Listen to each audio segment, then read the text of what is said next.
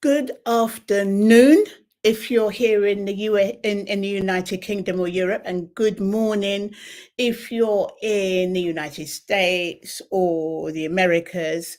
And hello from all of us here at Julian Campbell Foundation.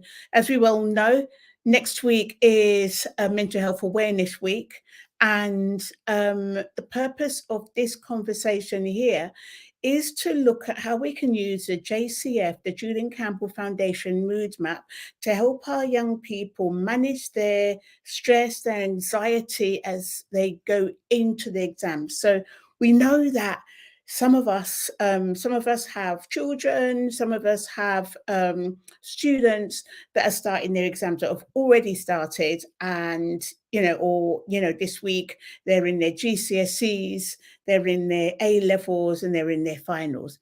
So how can we help them as adults and parents and carers? How can we help them manage their mental health and well-being? So you should be able to see the Julian Campbell Foundation Mood Map. And we know that mood is a mixture of two things. How much energy you've got. So I don't know if you can see my cursor. So the axes, the y-axis going up and down, that's how much energy you have and how much little energy you have. And also, how great are you feeling? What's your well-being? Are you feeling really, really positive? So are you on the positive side, so the yellow or green side, or are you in the negative well-being or negative pleasantness side, which is red or blue? So let's just look at the mood JCF mood map and look at what all of this means. So we know that mood is a mixture of two things: how much energy you've got and the quality of your well-being. So at this moment in time, a lot of our young people would be in the red zone, so like high energy, low mood, or they might even be low energy and low mood. So they'll be in the blue section. So let's start with the red section here. So this mood map, we spoke with many teenagers, and the teenagers have given us their interpretation of mood, and we've used that in our mood map. And at this moment, there might be many young people that might be either more nervous or anxious or even stressed. And you can see here that they're quite high energy moods, so quite high energy, and also negative well-being. So what we would want to do, because when young people, when any of us are nervous, anxious, or stressed, we've got more of the hormone of adrenaline, and this is the flight and fright hormone. This was like back in the centuries gone by, when we were chased as prey. We would have a shot of adrenaline for us to escape the clutches of our hunter. So adrenaline isn't a hormone that allows us to think and reason things out. So when a young person is feeling stressed, it's going to be difficult for them to actually get into any work, to get into any revision. They won't be able to concentrate. It's not a hormone that helps concentration and focus. So what we want to do is to move them from where they are here in the red zone, high energy and low mood, either to the bright side or the right side of the map, which is yellow here, or down to the green. And in actual fact, anyone would be better. And so common things that you might do with a young person might be, allowing them to do any exercise, even walking or gentle exercise, running, my nephew, he did some kind of like martial arts and boxing, or anything that will help you bring down the levels of energy. Because when you bring down the levels of energy, the body actually thinks that it's escaped the threat, and then it reduces the amount or stops pumping out the adrenaline. And so without the adrenaline, you can then start feeling calm, you can think, and you can work, and you can do your revision. So for any young person that's high mood, or that's low mood and high energy, any kind of activity or regular activity will bring them into the right side of the map, and then they'll be in action, they'll be able to focus on what it is that they're doing.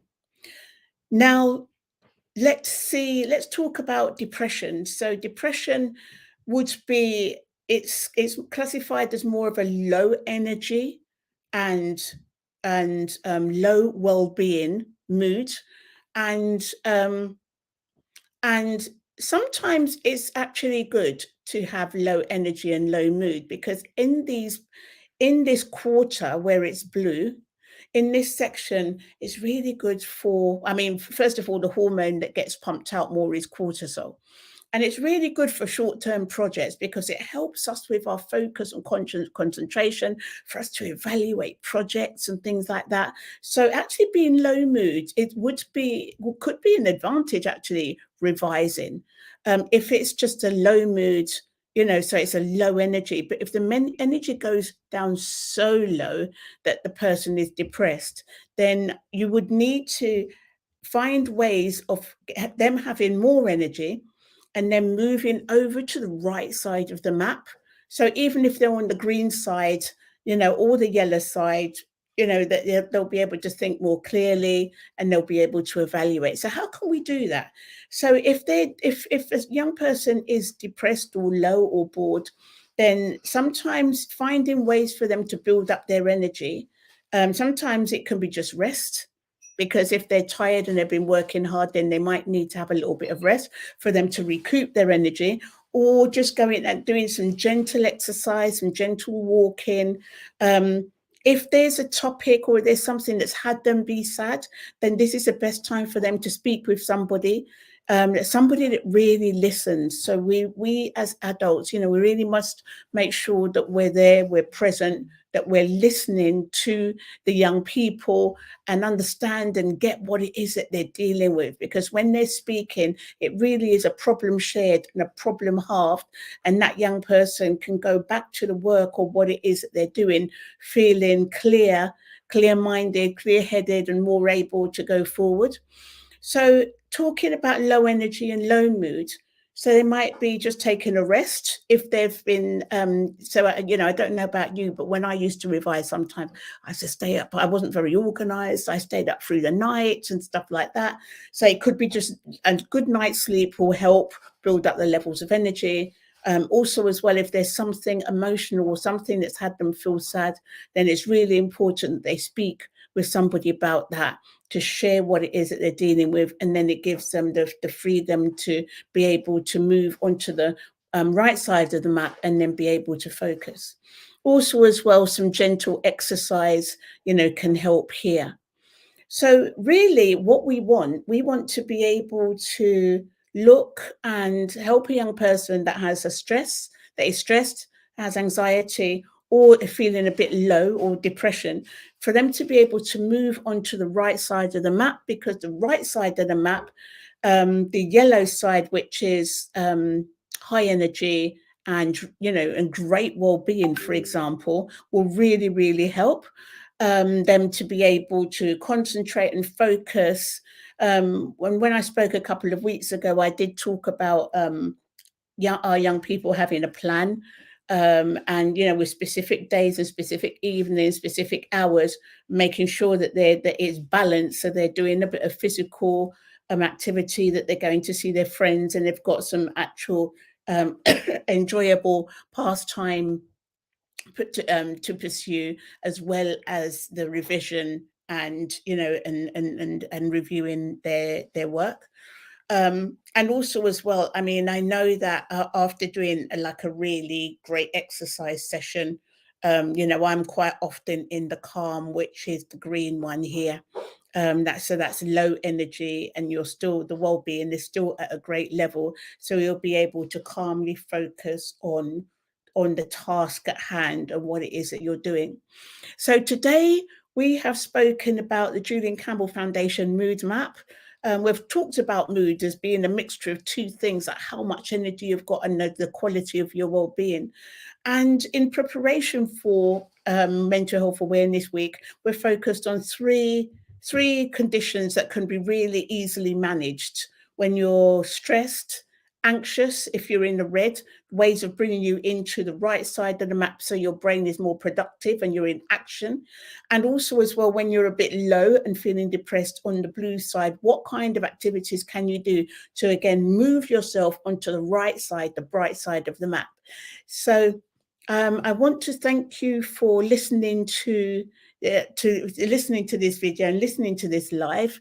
And let's see if I can stop the screen share so you can see me. So yeah, so thank you for listening to this video. Thank you for your time. And if there's any questions that you have, please do write to me, inbox me, because it's the mood map that we use, particularly in the UK, when we're working with young people, and we're using it as a tool to help them manage their mental health and well-being, so they can, we ask them to measure their mood 4 times a day, once in the morning, early afternoon, late afternoon, and in the evening. And that way, when they look at the map, they can see whether when they are more stressed, for example, or a bit low, and they can put activities in place to bring them onto the right side or the bright side of the map, which leaves them in action and more able to do well in their exams and their studies. So thank you very much for listening to this video, and I look forward to hearing from you, and we'll be on again next week. Thank you.